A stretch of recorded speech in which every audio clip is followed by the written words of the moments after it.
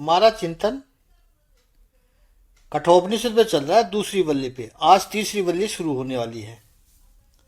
यमराजा कहते हैं कि किसको परमात्मा ब्रह्म तत्व मिलता है और किसको नहीं मिलता। इस पर हमने चिंतन किया। थोड़ा सा और अवलोकन कर लें कि जिसने भी पाया है वो हमेशा कृपा की बात करता है। प्रभु की कृपा से मिला है, गुरु की कृपा से मिला है। अब यमराज कहता है कि ये सत पदार्थ आत्म तत्व किसको नहीं मिलता है। ये बता रहे हैं 24वें मंत्र में। 4 बातें बताइए किसको नहीं मिलता है। जो दुराचरण से रुका नहीं है। अब देखो यमराज कितनी सुंदर बात कर रहा है कि दुराचरण किया है। दुराचरण किया होगा, गलती हो सकती है, इंसान है। ये उपनिषद में यमराज कह रहा है कि गलती हो सकती है, कोई बात नहीं। गलती की वो गुनाह नहीं है, गलती है। वो पता चलने के बाद भी करते रहे वो गुनाह है। जब पता चला कि ये गलती है तब तो रुक जाओ। पहले जो दुर्योधन की बात हमने की थी वो रुका ही नहीं। यमराज कह रहे हैं कि गलती की होगी, अतीत हो गया, वो पास्ट हो गया, भूल जाओ उसको, शोक मत करो, दुख मत करो, फॉरगेट अबाउट इट। लेकिन आगे रुक गए आप तो कह रहे हैं कि जो दुराचरण से रुका नहीं है। दूसरी बात, जो भीतर से शांत नहीं हुआ उसको भी आत्म तत्व नहीं मिलेगा। आत्म तत्व की प्राप्ति के लिए अत्यंत आवश्यक है कि आंतरिक शांति हो। भगवान श्री कृष्ण भी भगवद गीता में यही बात कहते हैं, अशांतस्य कुतम सुखम। जो अशांत से उसे सुख कैसे मिल सकता है? आंतरिक शांति। तीसरी बात कही, ना समाहित है। मन और इंद्रियां जिसके काबू में नहीं है, उसके अंकुश में नहीं है, वो आत्म तत्व नहीं पा सकता। जो इंद्रियों का गुलाम है, मन का गुलाम है, मन के नाचने पर जो नाचता है, वो आत्म तत्व को क्या पाएगा? समाहित होना पड़ता है। और चौथी बात कही, ना शांतो मानस है वापी। जिसका मानस शांत हो, जिसका चित्त स्थिर हो जाए। कैसे स्थिर हो जाए? कैसा हो जाए उसका चित्त?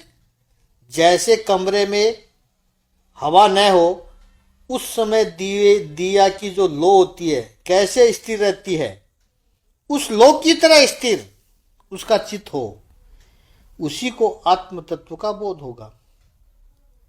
जब तक ये चित्त की स्थिरता प्राप्त न हुई, आत्म तत्व प्राप्त नहीं होगा। यमराज जी वे तो जोर देकर कहा है, यमराज जी ने तो, कि नहीं मिलेगा। पहले तो ये करो भाई, आगे की बात बहुत लाक्षणिक रूप से कही है यमराज जी ने। प्रलय काल के समय ब्राह्मण क्षत्रिय सब उसके ओदन में आते हैं, ओदन में चले जाते हैं। ओदन यानी उसका भोजन बन जाते हैं जिसके, और मृत्यु उसका उपसेचन बनता है, अर्थात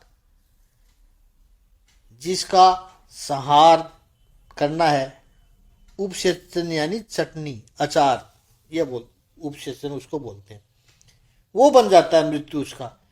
ऐसे परमेश्वर तत्व को इत्था यानी यथार्थ जैसा है वैसा उसको कोई जान सकता है।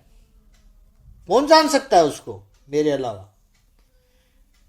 अब संसार में जो अलग अलग गतिविधियां जो कहा गया है, ब्राह्मण क्षत्रिय, ये सब मनुष्य की बुद्धि के लक्षण हैं।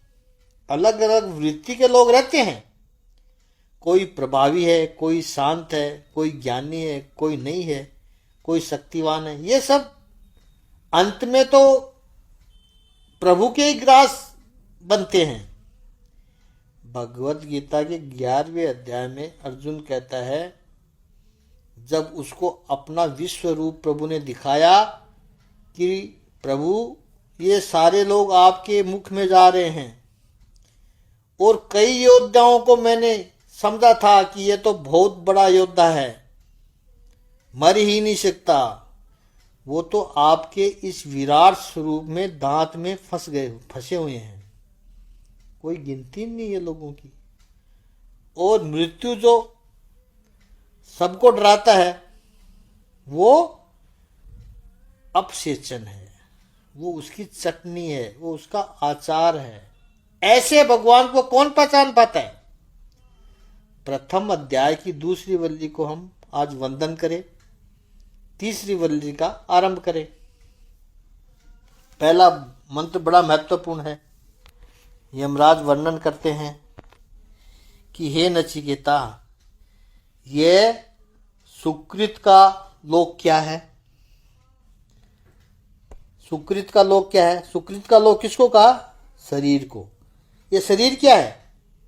कितना सुंदर शब्द शरीर के लिए प्रयोग किया, सुकृत लोक। ये शरीर क्या है? कर्म करने की जगह है, सुकृत लोक है, पुण्य करने का स्थान है यह शरीर। तो इस शरीर में परब्रह्म का उत्तम निवास स्थान है। ऐसे हृदय रूपी गुफा में रहता हुआ, गुफा में छिप करके रहता हुआ, सत्य का पान करने वाले, इटर्नल ट्रूथ, उसका पान करे। वेदों में रुत की बड़ी महिमा है। रुत यानी सत्य, उसका पान करने वाले कौन है? वो दो है। कौन है?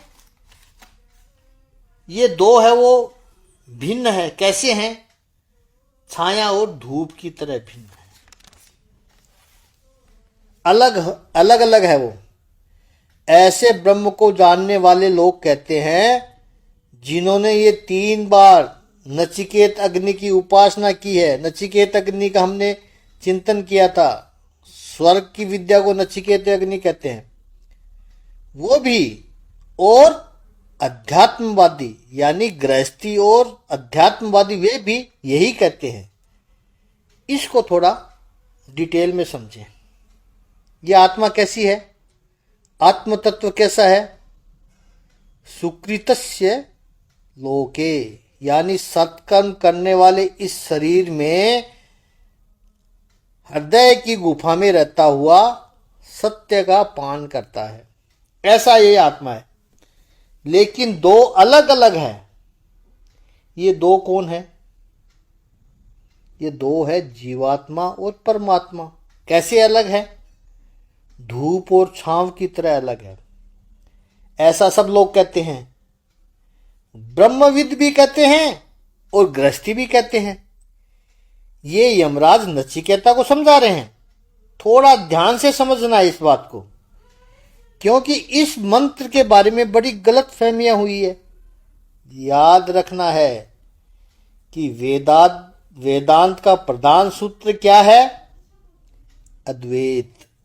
लेकिन बाद में जो द्वैतवादी आए, उन्होंने कहा कि जीवात्मा अलग है, परमात्मा अलग है। वेदांत का प्रधान सूत्र में आदि गुरु शंकराचार्य जी ने क्या कहा? जीव ही ब्रह्म है। जीव ही ब्रह्म है, न अपर है, अलग नहीं है, दूसरा नहीं है। इस लोकाधेय ब्रह्म सत्यम जगत मिथ्या, जीवो ब्रह्म एव नापर है। और भगवान भी स्वयं कहते हैं, ममे वंशो जीवलोके, इस जीवलोक में जो भी है वो मेरा ही अंश है, अलग है ही नहीं। अहम ब्रह्मास्मि, मैं ही ब्रह्म हूं, ये आत्मा ही ब्रह्म है। तो जब बार बार ये बात कही गई कि अद्वैत अद्वैत, नॉन डुअलिटी, लेकिन जब ये द्वैतवाद वाले आए, उन्होंने कहा नहीं, ये गलत है। देखो जीवात्मा और परमात्मा अलग अलग है। तो इस पहले अध्याय की तीसरी वल्ली के पहले ही मंत्र में उपनिषद ने क्या कहा? छाया तप है। दोनों धूप और छांव की तरह अलग है, उजाले और अंधेरे की तरह अलग है दोनों। मुंडकोपनिषद में उनको एक मंत्र और मिल गया, बड़ा प्रसिद्ध मंत्र है। प्रसिद्ध प्रतीक इस मंत्र में ऐसा है कि पीपल के वृक्ष के ऊपर दो पंछी बैठे हैं। एक पंछी नीची डाली पर है, दूसरा पंछी ऊपर की डाली पर है। नीचे वाले डाली पर बैठा हुआ पंछी खाता है, पीता है, सब करता है, लेकिन ऊपर की डाली पर बैठा हुआ पंछी कुछ भी नहीं करता है, केवल देखते रहता है, साक्षी रहता है। तो नीचे की डाली पर बैठा हुआ पंछी यानी जीवात्मा, ऊपर की डाली पर बैठा हुआ पंछी परमात्मा। दोनों पीपल के पेड़ के ऊपर इस पेड़ के ऊपर बैठे हैं। गलती हो रही है, ये गलती है। वेदांत का मुख्य सुर द्वैतवाद नहीं है। वेदांत का जो प्रधान सुर है अद्वैतवाद है। अद्वैतवाद में द्वैत का अस्वीकार नहीं है। अगर अस्वीकार होता तो अद्वैत बोलते ही नहीं, एकत्व ही बोल देते। अद्वैत यानी नॉन ड्युअलिटी, ड्युअलिटी है, दिखाई पड़ती है, ड्युअलिटी है, भेद है, लेकिन हकीकत में नहीं है। इस बात को समझाने के लिए अद्वैत शब्द का प्रयोग किया। व्यवहारिक रूप में, प्रपंच के रूप में ड्युअलिटी को स्वीकार करना ही पड़ेगा। उपनिषद का भी जब बोध करने के लिए बैठे हैं तो गुरु और शिष्य ये दो अलग अलग हैं। एक ये ड्युअलिटी को तो, इस ड्युअलिटी को तो स्वीकार करना ही पड़ेगा। गुरु ज्ञानी है, शिष्य अज्ञानी है। ध्यान से सुनना है इसको। थोड़ा कम समझ में आने वाली चीज है, लेकिन ध्यान से सुनेंगे तो समझ में आ जाएगी। गुरु बैठा हुआ है और चेला बैठा हुआ है, शिष्य है। गुरु ज्ञानी है, शिष्य अज्ञानी है। तो अज्ञानी को ज्ञानी के पास जाना ही होगा। जैसे छाया धूप कहा है इस श्लोक में, तो ये विरोधाभास को स्वीकार करना ही पड़ेगा। लेकिन ये जो विरोधाभास है वो व्यवहारिक है। ये विरोधाभास कब तक रहेगा? जब तक जिसने ज्ञान प्राप्त नहीं किया तब तक। जिस क्षण जिसने ज्ञान प्राप्त कर लिया, शिष्य ने ज्ञान प्राप्त कर लिया, तब वो भी ज्ञानी बन गया, गुरु जैसा ही बन गया, गुरु के समान ही बन गया। तो द्वैत था जब तक अज्ञानी था, लेकिन जब ज्ञान प्राप्त कर लिया अब वो भी ज्ञानी बन गया, दोनों समान हो गए, अद्वैत हो गए। अब अंतर कहां रहा? डिफरेंस कहां रहा? अब उपास्य उपासक इस रूप में ब्रह्म और जीव का द्वैत भाव व्यवहारिक है। आप भगवान की पूजा करते हो, आप पूजा करने वाले हो, वो पूज्य है भगवान, और आप पूजक है, द्वैत है। व्यवहार में पता चलता है, दिखाई भी पड़ता है। लेकिन पूजा क्यों कर रहे हैं? कि धीरे धीरे वो स्थिति में पहुंचे कि उसके साथ एक हो जाएं, कोई अंतर रहे ही नहीं। देखिए वास्तविकता क्या थी। शुरुआत में हम परमात्मा ही थे, जीव और ईश्वर एक ही था। भगवान ने कहा सब मेरे अंश है, तो अंश में से अलग हुए अंश बनकर, और पूरी यात्रा समापन करके वापस अंश में जाकर मिलना है। तो जिसमें थे और उसमें ही जाकर मिलना है। तो बीच में जो अलग हुए वो क्या है? वो प्रपंच है, वो माया है, वो टेम्परेरी है। वो ऐसी ही बात है जैसे समुद्र में एक जल का बिंदु है, वो वर्षों से समुद्र में है, सूर्य की गर्मी से वाष्पीभूत हुआ, वाष्प बन के ऊपर गया, कहीं किसी बादल से जुड़ गया, घूमता रहा, बादल घने हुए, ठंडी हवा चली, बादल वर्षा की, न जाने वो बूंद किसी पर्वत पर गिरी, लेकिन वहां से निकली हुई झरने के रूप में, छोटी नदी के रूप में, छोटी नदी में जाकर बड़ी नदी हुई, और अंत में जाकर के यह बूंद नदी के साथ जाकर के फिर वापस समंदर में मिल गई। यही प्रक्रिया, इसको कल हम और समझेंगे। ओम श्री सच्चिदानंद भगवान की जय। ओम श्री आनंद कंद भगवान की जय।